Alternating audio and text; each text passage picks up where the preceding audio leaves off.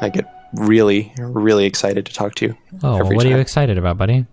Just having a conversation.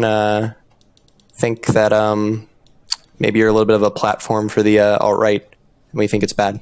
Why do you think I'm a platform for the alt-right? Because you host people that are far less popular than you, and then they get more popular because of it, and they start. Do you really think anybody has gotten more popular because of me? Aiden Paladin? No bullshit? No bullshit was already more popular than me when we initially spoke. I mean, Aiden hadn't started yet, but I think she would have gotten about as popular as she was. She's a girl on the right that spews the bullshit talking points. She's not even that popular. She's like, what, 50,000 subs or whatever? I mean, that's still pretty sizable though, right? I mean, like, I guess, but I mean, like, I don't know. Like, I guess I would believe it more if, like, every video was like, by the way, I'm the one that debated Destiny, but I feel like she's kind of grown all on her own. She does her videos, she puts a lot of work into it, and a lot of fucking retarded people fall over to that side of the thinking. Okay, so what about this? Do you think that there's more people who watch you who are more inclined to go and, like, be persuaded by the other side, or do you think there's more people who are watching people like the no bullshits who are going to be persuaded to come and be more inclined to think like you? I think that I do. I think that I give people on my side strong arguments. I think that I bring people in the middle over, and I hope to foster doubt in the hardcore supporters on the other end, although that's much more difficult. There is going to be some number of people, I guess, that watch me that will be swayed over, but I would hope that that number would be much, much, much smaller than the other two groups. I don't know. I just feel like when you're talking about, like, the alt-right, like, they already believe such, like, an unfalsifiable narrative that there's no way to, like, sway them over to you, you know? Like, maybe there's some people in the middle. The big problem that I have, I guess, so, like, I mean, maybe you could argue that some of this is a bit of an ego, but the problem that I have is that, Poppy, that Google search doesn't prove anything. I don't know if you understand how popularity works or how growing your brand works, but just because you Google somebody's name and my name comes up second doesn't necessarily mean that I'm the only reason that they got to the level that they did. I mean, maybe she got a little bit of initial burst of popularity off of it, sure, but Aiden Paladin is much smaller than Roaming Millennial. She's much smaller than that black-pilled chick. She's much smaller than Lauren Southern. She's much smaller than, you know, any other number of alt-right, super popular YouTubers. All of these guys got big without my help. There's no reason to assume that Aiden Popular only grew because of me. Sorry. I'm sorry, what was your initial question? I don't know. It was basically the same exact thing. I guess I would probably argue the same, that, like, even if, like, it's possible for people... I'm sorry, I remember what you said. My problem is that, so this is kind of my current belief right now on the current state of, like, moral, ethical, philosophical politics, is that it seems like the left has a certain position, or I'm sorry, let me back up. It seems like in the United States, maybe the whole Western world, that we operated under some fundamental assumptions, some first principles that we stopped justifying to ourselves because we were already past the question.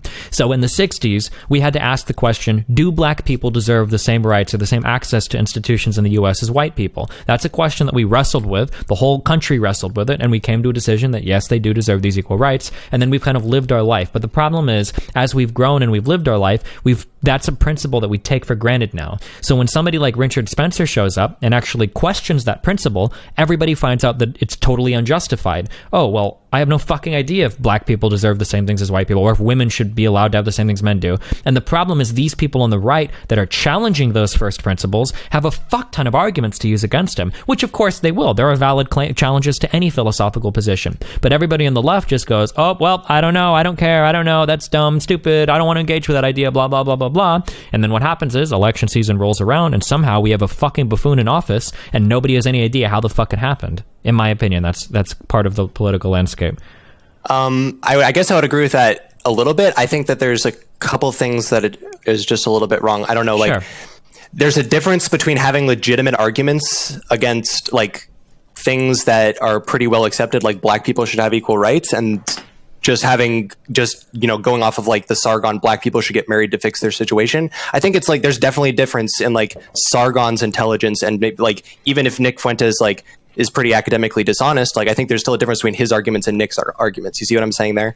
Like, yeah, sure, but, like, again, like, I think that I mean, this is, like, I've gotten so much feedback in reading the Chapo subreddit and reading a couple different forums, and then in emails and stuff I've gotten, and again, like, I understand that there's a selection bias. People that feel strong enough to email me are always going to say the most positive things, but I mean, I see a lot of people saying things like, oh, I'm really glad that somebody is actually out here that engages with these people, that gives us arguments to use, and, like, something that I always complain about on the stream in the past is that when somebody starts making an insult against me, I always see other people use it all over the place. Well, now when I use like different arguments that I've used against like immigration, or I'm sorry, in favor of immigration or stuff like that, I see other people on my end starting to use those arguments, like in the comment section of my YouTube vids, or sometimes people shit posting on 4chan, or even in the comment sections of other YouTube vids or on Reddit. So I mean, like, I don't know, I feel like it, to some extent, it helps. You know, like the Fuentes debate might have seemed like somewhat of a big shit show, but I think that he did come off looking bad to a lot of people in the center, and that outline got passed around quite a bit too. That thing had thousands of hits on it, which I could. Well, in the second debate or in the first debate? In the second debate.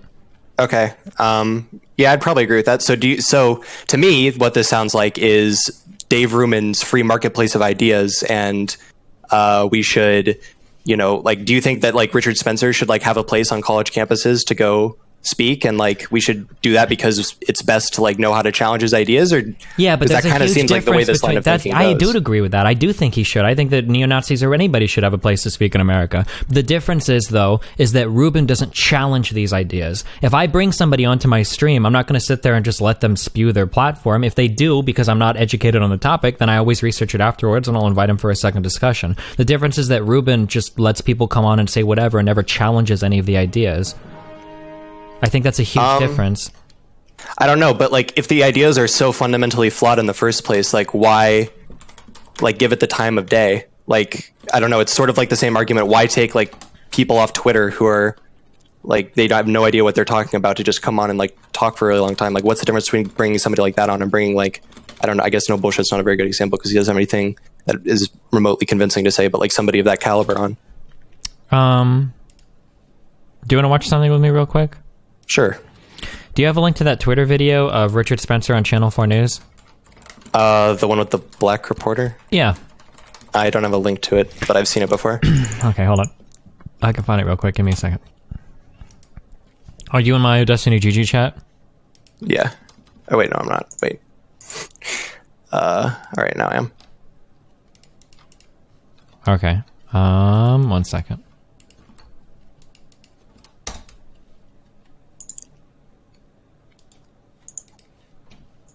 That page does not exist. Yeah, that's because I pasted it twice. There you go. You got it? Oh. Yeah. Okay, let me know when you have it up and we'll listen to it together, okay? And I'll tell you when to pause.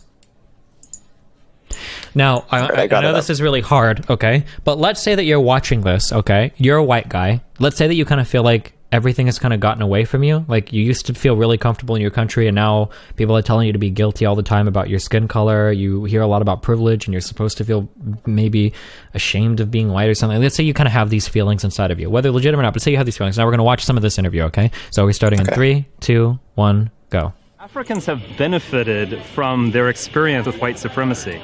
And we just have to look at the... Really? I'm just going to leave that out there. I'm just going to leave that out. You know, that is not even worth challenging. Okay, let's pause real quick at 12 seconds, okay? So the thing that disturbs me about this video even more than this absolutely idiotic interviewer is the editing done here. So that point is worth addressing. Don't you think that African Americans in the United States are doing better than Africans in Ethiopia? So there's an element... Are you asking me? Yeah, or are you saying there's an element of truth to that, isn't there?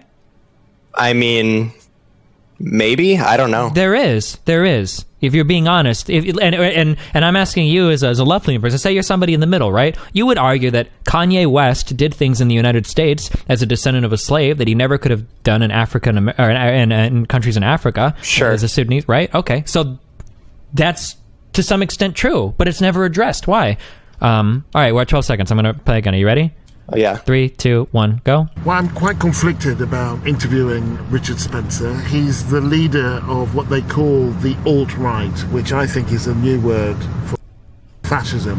And ordinarily, giving someone like that oxygen is something I think journalists shouldn't do. But here's the difference. Spencer and people like him credit themselves with providing the intellectual underpinnings for the Trump revolution, and I fear they might be right. This is a group of people with very dangerous ideas. Richard, how do you do? So are you the interviewer? I'm the interviewer. Okay, I'm Gary right. Young. Nice to see Yes. you. Nice to see you. Look at the average life of an African American in the United States. It's far better than any African living in Africa. Really? So slavery was good for them? Look, they benefited from being in a different nation than their own, no doubt. Really?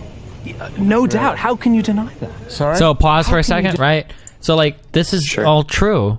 So how am I supposed to feel? Why is this bad?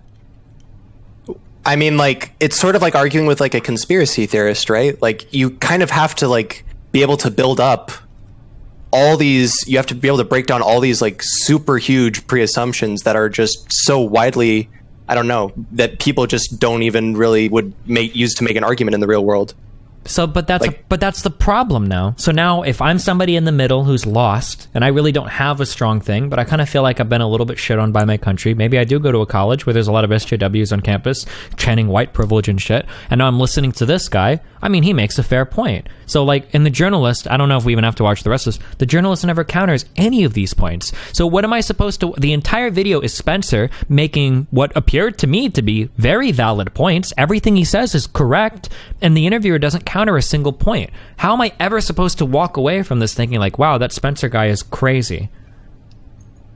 Well, I mean, you just don't do it at all. Like, you don't go in if you're not prepared, I guess. Yeah, so I would argue that the interviewer here has a responsibility to engage with Spencer on a higher level, but that if you never do engage with them, if you just let them go online and you spear their platforms, say that instead of watching this interview, say I was looking at it on a website or on Reddit or on Poll or some shit, that I would just listen to his ideas going completely unchallenged, which they are here, and then I would just think that he's correct because nobody brings up a counter to it. I mean, okay, so let me ask you this. Do you think that like Trump's, like CNN and all the major networks, massive coverage of Trump during the election definitely helped him out? Arguably, yeah, probably. Yeah, that's pretty unarguable. Yeah, sure. Yeah. So, and obviously, I think we can probably both agree that Trump has some pretty ridiculous viewpoints that don't really need to be questioned. So when these I don't agree with that, but I'm sorry, go ahead. Trump does have like ridiculous things that like, viewpoints. I mean, do you really think that it's worth like arguing with somebody who genuinely believes that like China made up climate change to like slow down our manufacturing? I think it's worth addressing those claims, sure, so that people know that it's not true. Yeah, but you can never, like, with the alt-right and the alt-right, you can never go on to disprove it. That's the thing, though. I guess like you can at least work to reasonable levels, or at least you can speak to some philosophical assertions. Like in this video right here, right, with this conversation about slavery benefiting African Americans, right? There is a really simple question, if the interview had been prepared at all, that he could ask Spencer here. Do you think that it's okay to forcibly enslave a person if it ends up benefiting them later on in life?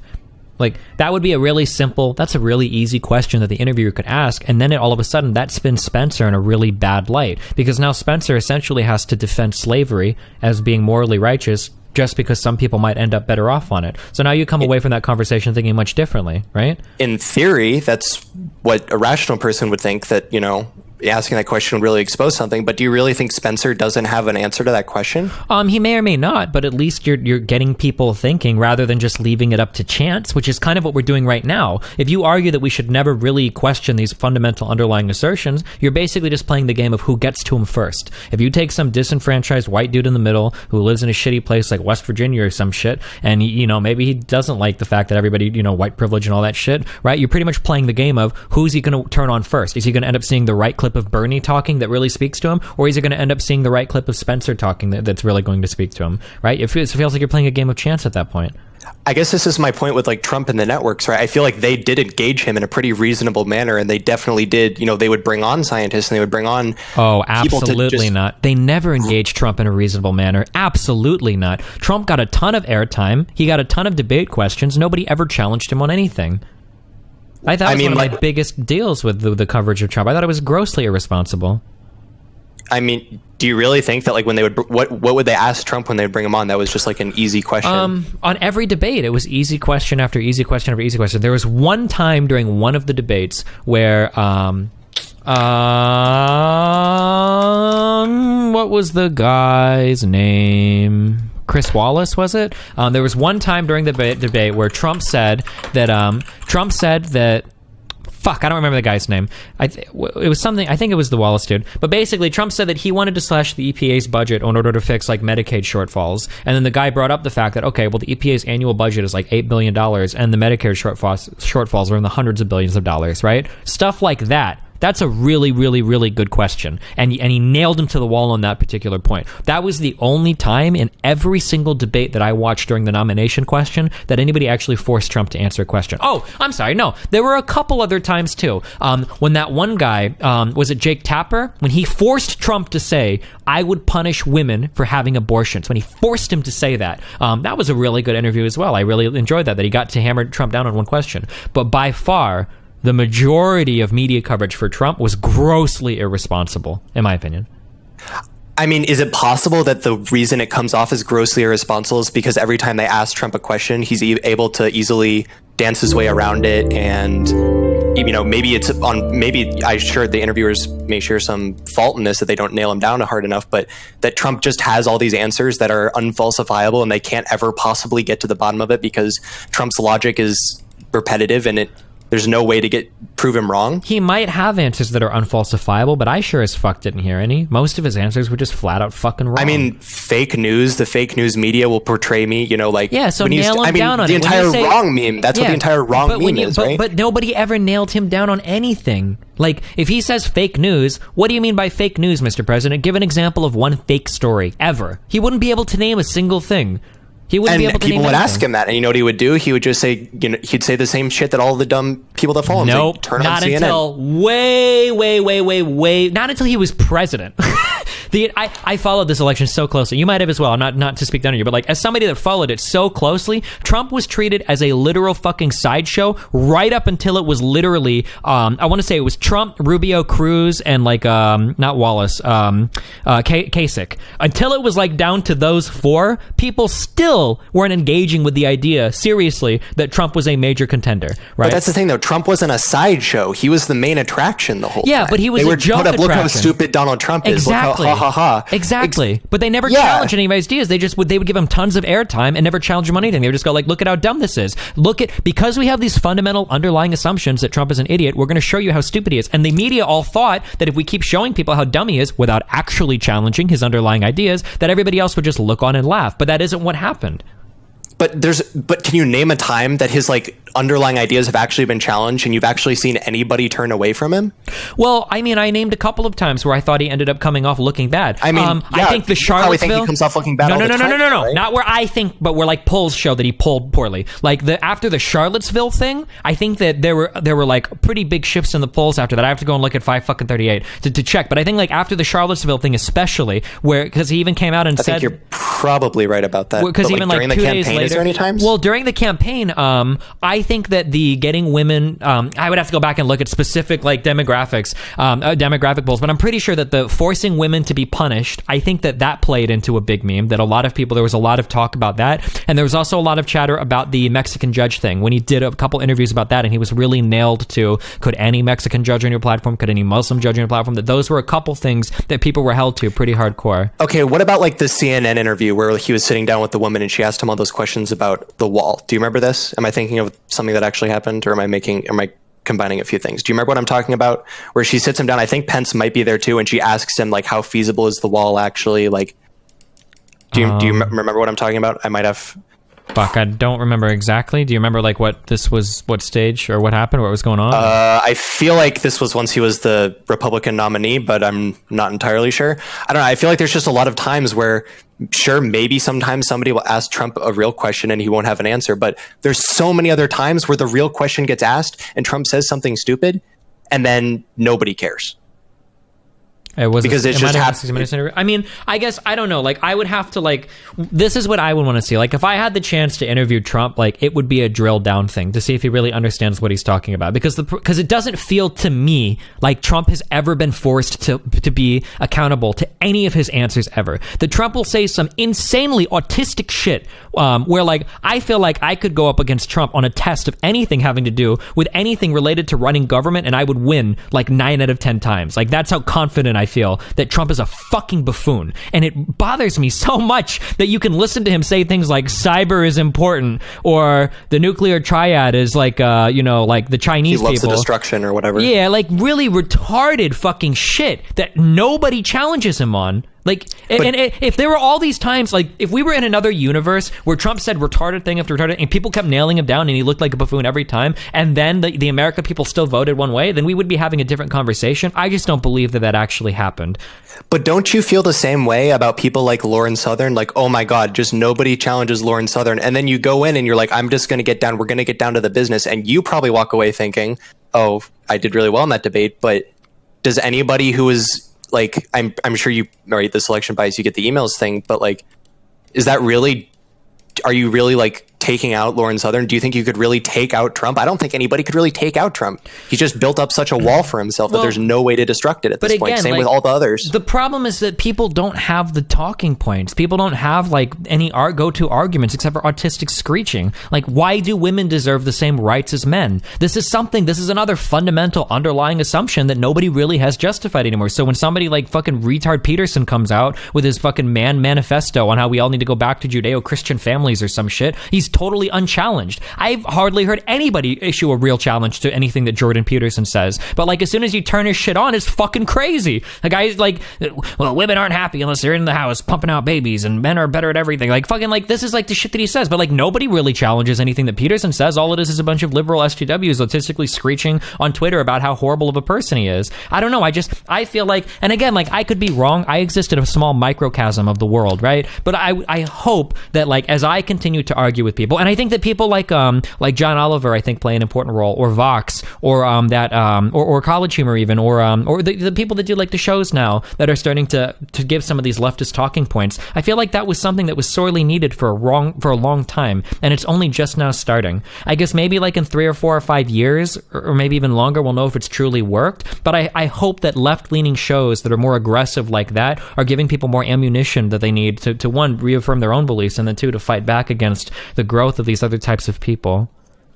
I don't know. I guess we just fundamentally disagree, because I definitely think that they do have all the talking points. I really think it's like talking to somebody who's a conspiracy theorist. Like, but the alternative then is for you to say that we need to pick one authoritarian dictator that will dictate to us what we should think, and that nobody should ever question no, definitely not. Definitely not. I think there's reasonable people on the right that we can debate with. What does reasonable mean, though? Who decides that? I don't know, like mainstream, like, I don't know, just going to these, like the alt-right and the alt-right, like, it's definitely very different than going to someone who is, I can't think of any good examples on YouTube right now, but like thinking of mainstream, like politicians or something, going to say like a Marco Rubio, if he like had a YouTube channel or something, bringing him on for a productive discussion. I know it's kind of different because he has to like remain presentable or whatever because he's a politician, but if you could bring on someone like that who would probably, you know, have a disagreement over like how markets should work when there's externalities, but or something. Somebody like Trump is mainstream.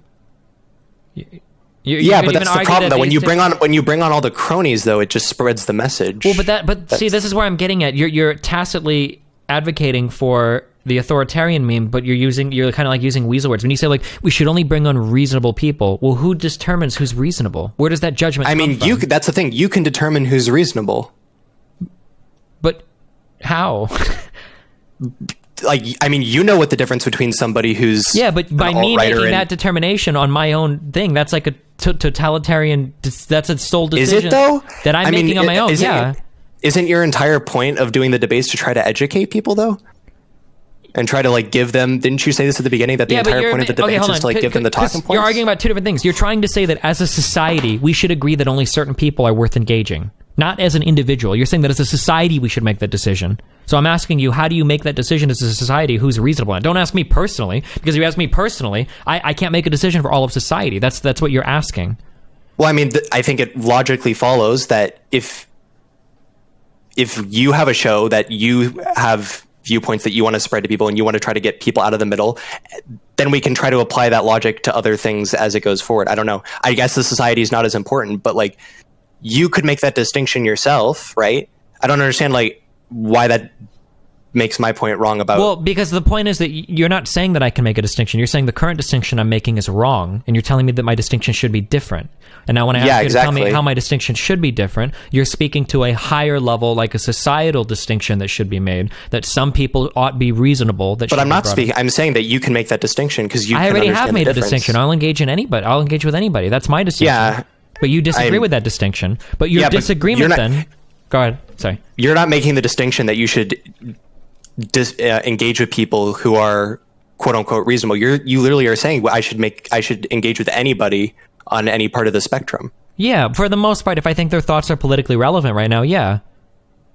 Yeah, exactly. So if you understand that their thoughts are extremely far right, but you could bring on somebody who's right of you, who would probably agree with you that, and I know it's probably not good to sit here and circle jerk about it, but I think it's better than just spewing things that we don't really have a good chance of taking down. I feel like anybody who's already a Trump supporter has bought into this so much that there's probably no way to really take them down with one conversation or even a lot of conversations. I guess, but then we're back to the central question: is how do you determine who's reasonable to bring on?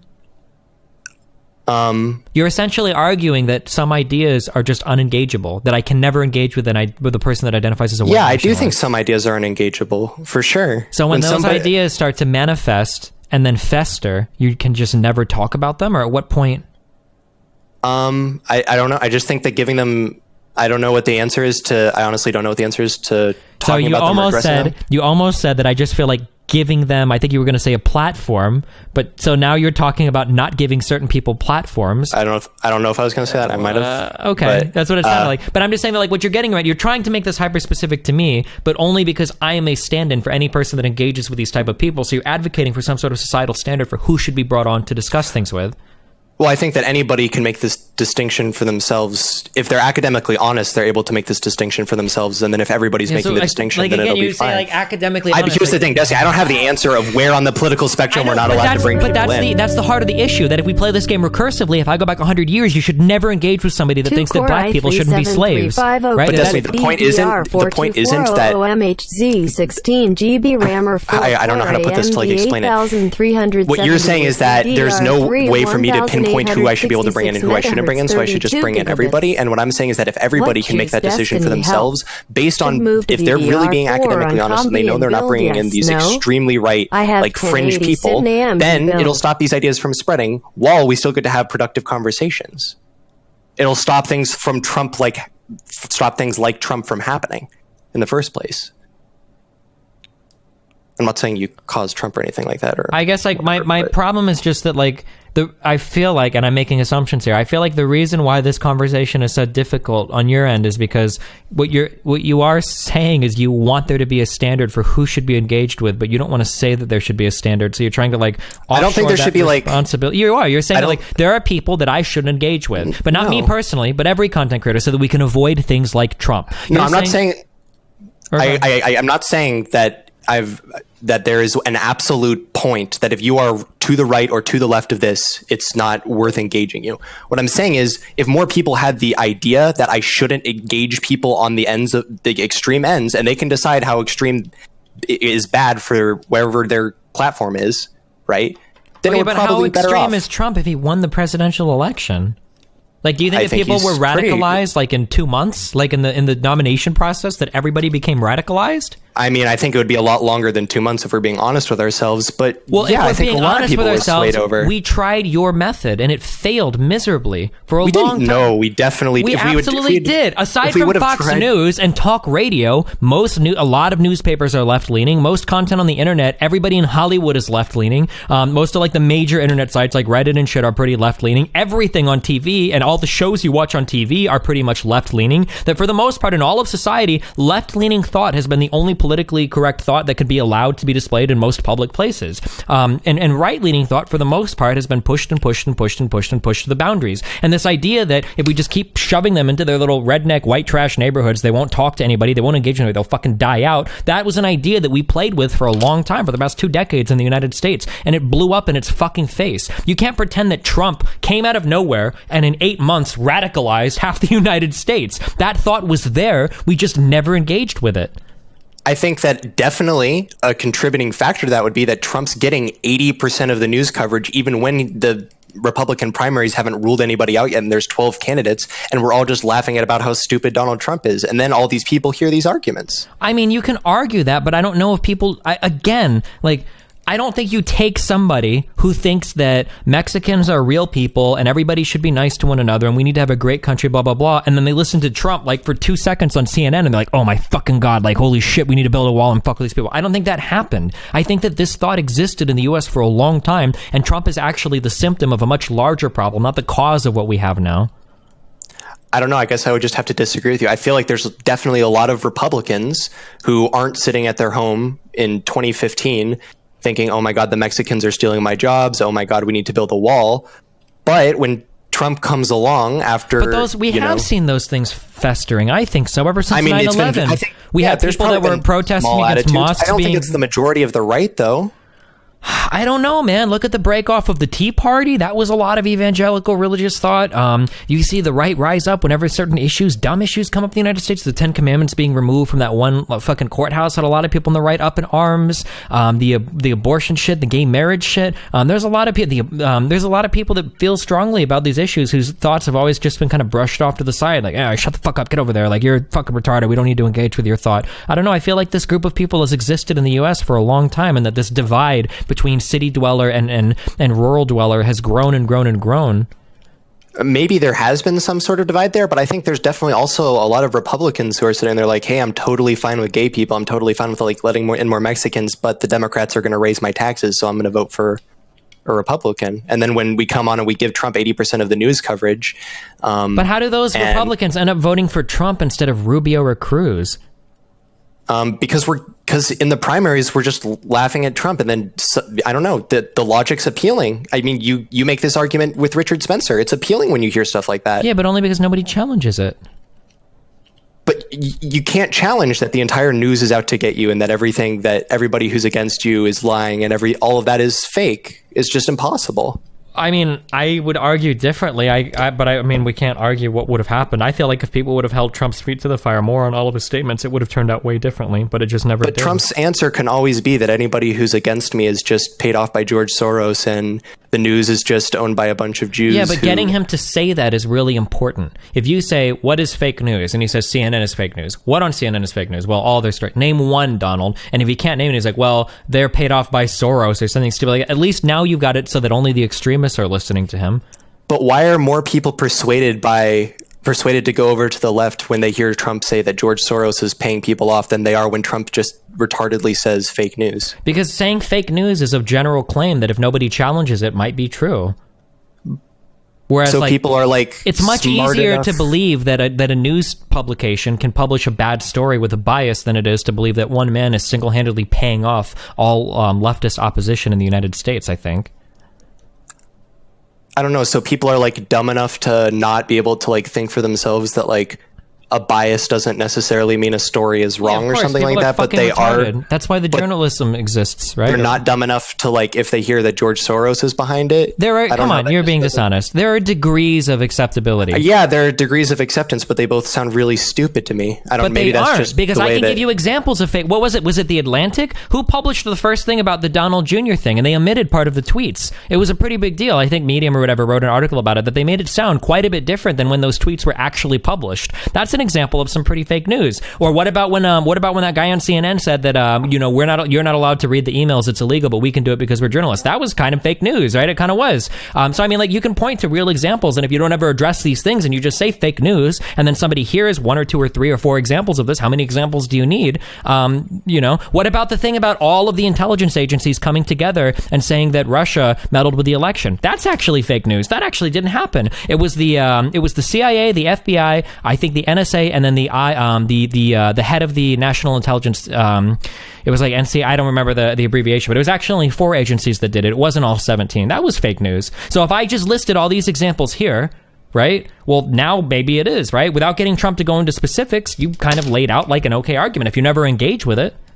So I guess I can agree that there's different, like, varying levels of stupidity and when people judge what and that's all I'm arguing for, that there are varying levels of stupidity, that to believe in hashtag fake news, you don't have to be that dumb. That's plausible. But to believe that George Soros single-handedly funds every liberal operation in the US, that's an extraordinary level of fucking idiocy, right? That's all I'm saying. To me, it sounds like also like an extraordinary, like, I understand that, like, maybe it's convincing that there have been some fake news stories from the left in the past, sure, but to completely just abandon any fact checking, to completely abandon any of your own research just because Trump says fake news, that sounds, I mean, it's probably less than if you just believe that George Soros is behind all of it all, but it sounds pretty stupid all to of me my as argument well. is to just drive Trump into more extremist positions that a smaller percentage of people agree with. And I think you've already agreed with that. For instance, you agree that larger percentages of people would agree with fake news than they would with the George Soros meme, right?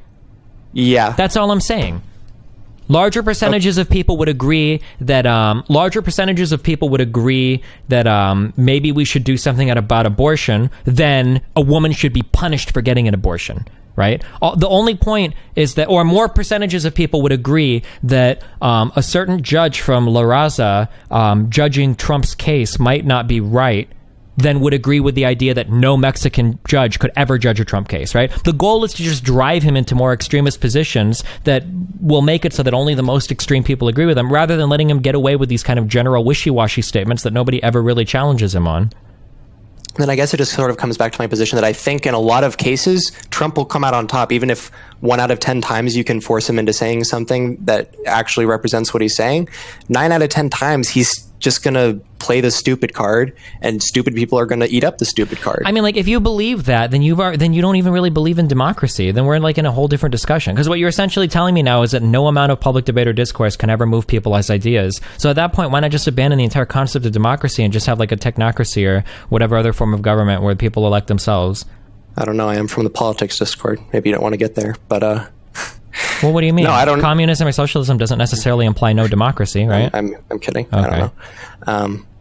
No, I because we can still be informed on issues in a democracy. Like, there's a difference between. But how can you say this now after saying that no amount of questioning or no amount of dressing down Trump's ideas will ever sway any well, that's kind of what it sounded like you said. I said, like, even 1 out of 10 times if you can force him to say something stupid, 9 out of 10 times he's still going to get away with saying something really dumb and swaying people over to his side because it's convincing sounding.